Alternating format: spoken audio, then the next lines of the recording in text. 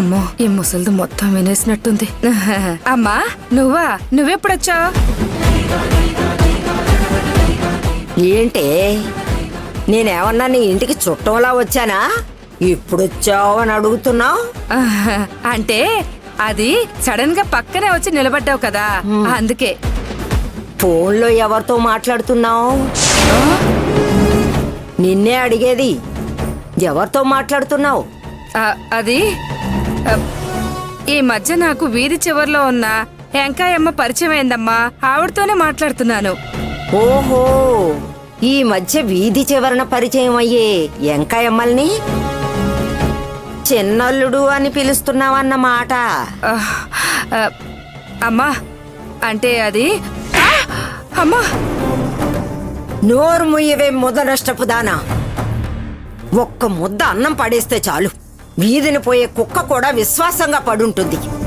అలాంటిది నువ్వు ఈ కడుపున పుట్టి ఈ రొమ్ము పాలు తాగి రక్త సంబంధాలు ఊసరు పోసుకుంటున్నావు కదే. నిన్ను ఇంట్లోకి రానివ్వడం నేను చేసిన తప్పు కాదు. కాదు, నిన్ను కనడమే నేను చేసిన అతిపెద్ద తప్పే.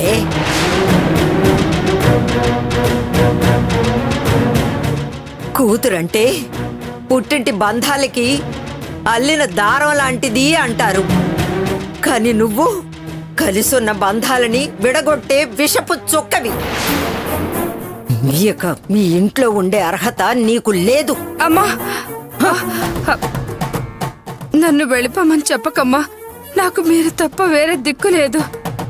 ఆ భయం నీ ఒంట్లో ఉండుంటే ఇన్ని దారుణాలకి వడికట్టేదానివా చెప్పు? ఇక నిన్ను క్షమించడం అంటే మా గొయ్యి మేము తవ్వుకోవడమే. ఫోన్ చేసి మరీ నిప్పంటించి రమ్మన్నావు కదా.